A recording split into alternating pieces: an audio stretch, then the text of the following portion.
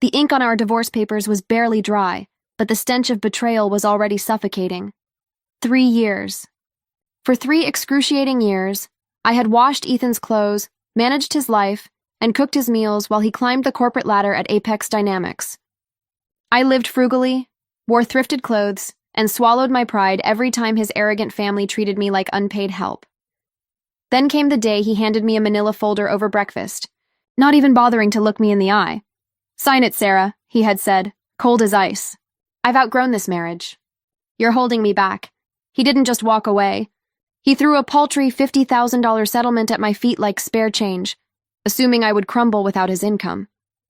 What Ethan didn't know, what no one knew, was that my estranged grandfather, the mysterious recluse behind global conglomerate Vanguard Group, had passed away 3 days prior. Because I had honored my grandfather's strict condition to live a humble life for 3 years without touching his fortune, his entire legacy unlocked the moment my marriage dissolved.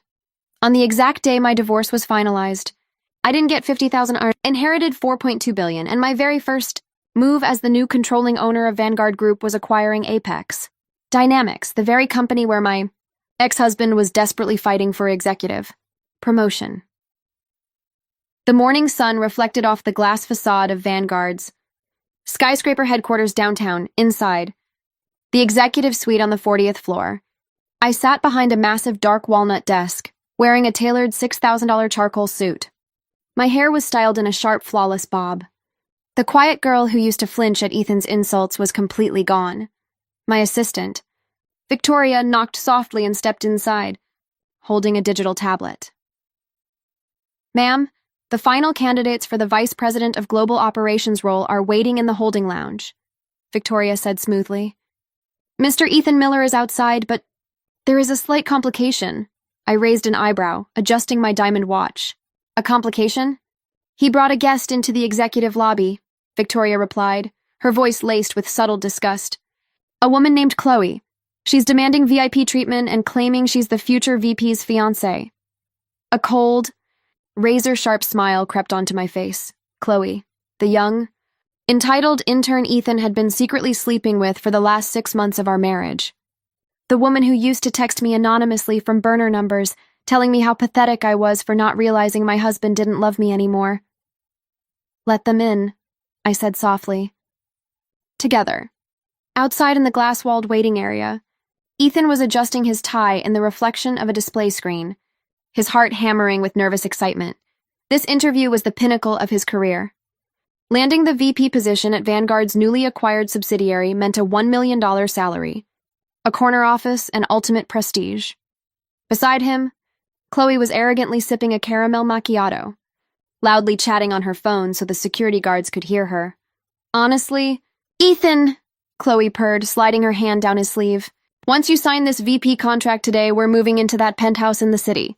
No more living like peasants. Unlike your pathetic ex-wife, I actually look good next to a successful man." Ethan chuckled, kissing her cheek. "Sarah was a mistake, Chloe. She had zero ambition. You're my real partner." Suddenly, the heavy double doors of the main boardroom clicked open. Victoria stepped out, her expression unreadable. "Mr. Miller? The chief executive officer will see you both now." Ethan frowned slightly. "Both of us? Is it normal for guests to enter the final round?" "The CEO specifically requested both of you," Victoria said, stepping aside. Chloe squealed in delight, clutching her designer purse. "See? They probably know who I am. Let's go make an impression." Ethan adjusted his suit jacket, puffing out his chest as he walked into the panoramic corner office. The room radiated pure power. The ceiling-to-floor windows overlooked the entire city skyline, and the massive executive chair behind the desk was turned toward the window, showing only the back of the figure sitting in it. "Good morning." "CEO," Ethan began, putting on his polished, charismatic corporate voice. "I am Ethan Miller. It is an absolute honor to be considered for this elite role within Vanguard Group. Beside me is my partner, Chloe." Chloe bowed slightly, her voice dripping with artificial sweetness. "It's a pleasure to meet you. We are so excited to join the Vanguard family." The executive chair slowly rotated around. The room seemed to drop 10 degrees in an instant. Ethan's smile froze midway. His eyes widened, his jaw slacking as his gaze locked onto the face of the person sitting behind the walnut desk. I leaned back, resting my chin casually on my interlocked fingers, looking at them with calm, piercing eyes. "Good morning, Ethan," I said, my voice echoing clearly across the marble floor. "Welcome to my office." The silence in the room was absolute, heavy enough to shatter glass. Ethan blinked frantically, staggering back a half step as if he had been physically struck. "Sarah? What the hell are you doing here?" Chloe gasped, her eyebrows pulling together in immediate anger and confusion. "What is she doing here? Ethan, did your loser ex-wife get a job as a receptionist here? Why is she sitting in the CEO's chair?" "Chloe, shut up!" Ethan hissed, his voice trembling violently as cold sweat instantly broke out across his forehead. He stared at the platinum nameplate resting on the edge of the desk. "Sarah Jenkins, Chief Executive Officer and Chairwoman. This is a joke," Ethan stammered, his face turning ghostly pale. "You were living on my income 3 days ago. You didn't even have a career. How are you? How are you sitting there?"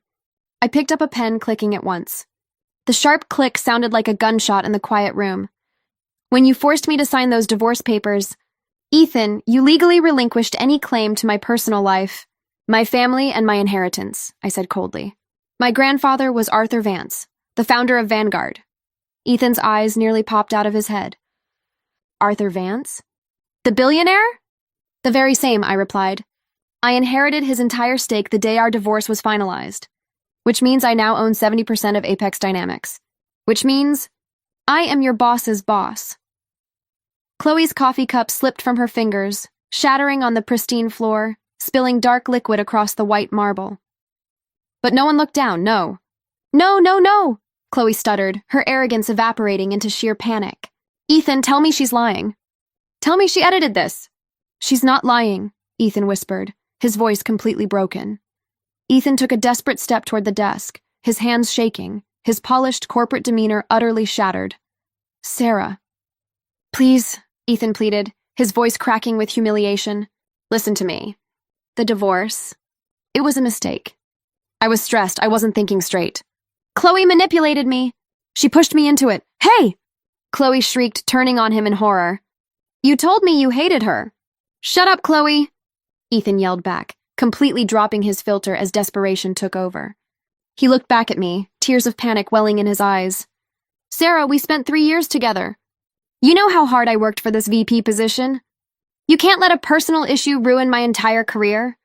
Please, evaluate me on my merit." I looked down at the folder containing his interview files. "Merit?" I asked softly. I flipped the folder open, pulling out 3 glossy red documents. "Let's talk about your merit, Ethan," I continued, my voice steady as steel. "Over the past 6 months, while you were cheating on me, you embezzled $140,000 from Apex Dynamics' regional marketing fund to buy Chloe's apartment deposit and that sports car parked downstairs." Ethan froze. The tiny bit of color left in his face vanished entirely. "You thought no one noticed because you buried the line items under vendor expenses," I said, sliding the documents across the desk. "But when I acquired the company 2 days ago, my forensic accountants audited every single penny. Sarah, please." Ethan sank to his knees right in front of the desk, completely abandoning whatever dignity he had left. "Don't do this. If you press charges, I'll go to prison. My life will be over." Chloe stood there paralyzed, looking at the man she had bragged about, now groveling on the floor like a defeated dog. "Your life was over the moment you decided to treat loyalty like a weakness." "Ethan," I said, looking down at him without a shred of pity. I pressed the intercom button on my desk. "Victoria, send in the legal team and the authorities." The side door instantly opened, and 4 uniformed police officers, accompanied by 2 of Vanguard's top corporate attorneys, stepped into the room. "Mr. Ethan Miller," the lead officer said, stepping forward with handcuffs out. "You are under arrest for corporate embezzlement, fraud, and grand larceny." Ethan began to weep open tears as the cold metal cuffs snapped around his wrists. "Sarah, please. Talk to me. Give me one more chance." Chloe tried to sneak toward the exit door, terrified of being linked to the crime, but one of the officers stepped directly into her path. "Miss," the officer said sternly, "you are named as an accessory to the embezzled funds. You need to come with us for questioning, and the sports car outside is being seized as state evidence." "What?" Chloe shrieked, her voice cracking hysterically. No, I didn't know anything. Ethan told me he was rich. He's a fraud. Get your hands off me! Ethan screamed at Chloe as they were both pushed toward the hallway. You ruined my life, you gold-digging snake. You ruined your own life, you broke loser. Chloe screamed back, her face red with rage as the staff in the hallway gathered to watch the spectacle. I stood up from behind my desk, walking slowly toward the glass wall as the police dragged both of them down the corridor, their screaming fading into the distance. 10 minutes later, the office was silent again. Victoria stepped back into the room, holding a fresh cup of black coffee, placing it gently on my desk. The board has been updated. Chairwoman, Victoria reported with a crisp nod. Ethan Miller's termination has been finalized. His assets are frozen, and the press release regarding the new leadership has been distributed. Thank you, Victoria, I said quietly, taking a sip of the warm coffee. I looked out the window at the sprawling city below. For 3 years, I had believed that love required sacrifice, endurance, and swallowing disrespect. I had let myself be minimized by people who weren't even worthy of standing in my shadow. Now, as the morning sun flooded the office, illuminating the city I now helped run, I realized something important. Revenge wasn't just about making your enemies pay for what they took. It was about stepping so high above them that when they finally look up, they realize you were always the sun, and they were just fighting over dust. I turned back to my desk, picked up the next executive file, and began to work.